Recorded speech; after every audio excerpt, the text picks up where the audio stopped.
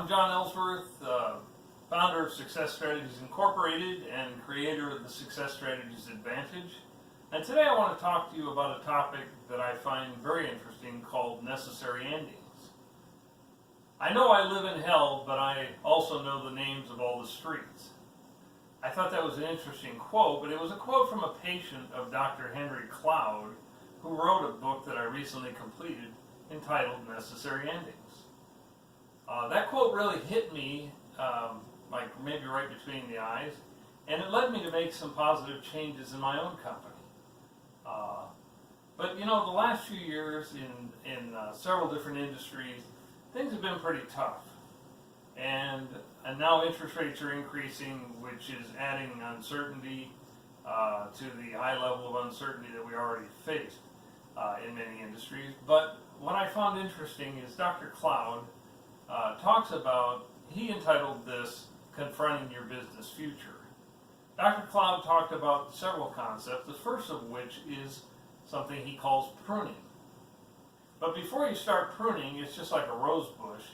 You need to decide what your standards are going to be.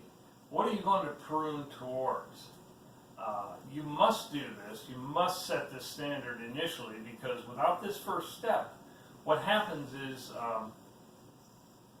you could do two things that run you astray.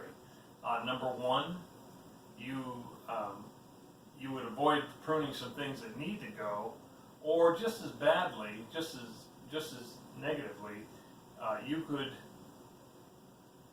could also just prune some of the wrong things that are really working, but you think they aren't, and you prune them unnecessarily.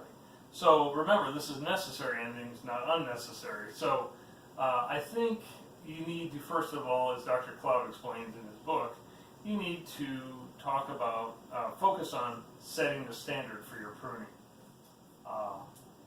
Second point that he points out, and I find this very interesting, we all need to make this a natural and an ongoing occurrence in our business, in our lives, and realize that it's really an opportunity and not a problem. So what's interesting is, let's talk about some examples. Do you have some daunting cost control areas in your business? Areas that it seems like no matter what in the world you do, you just can't seem to cut those costs? That would be an example of something that was a necessary ending. Something you need to prune, change, improve. Are there vendors in your business that are a pain in the, I'll just call it posterior area? Maybe they provide poor service. Maybe they act like they're doing you a favor. Possibly they're overpriced for what they provide your business. No matter what it is, that could be a good example of a necessary ending that needs to occur. How about an employee whose performance has been fairly low? Maybe whining is a common practice for them.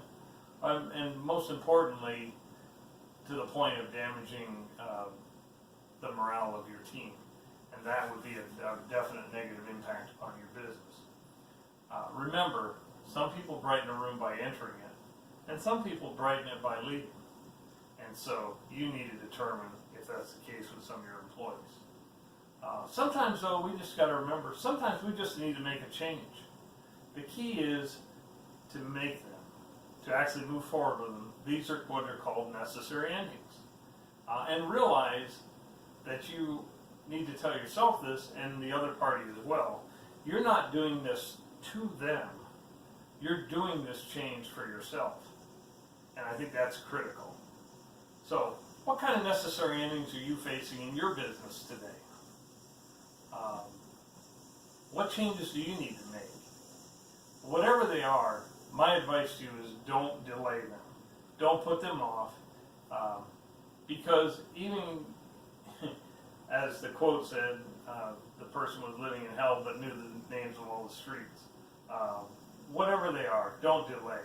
You don't need to know the names of the streets. Winston Churchill, a famous statesman, once said, when you're going through hell, just keep on going. He didn't say stop and learn all the street names. So I wish you the very best as you identify your necessary endings in your business and your life. And again, I'm John Ellsworth with Success Strategies. I'm the founder of Success Strategies Incorporated and the creator of the Success Strategies Advantage. And I thank you for listening today.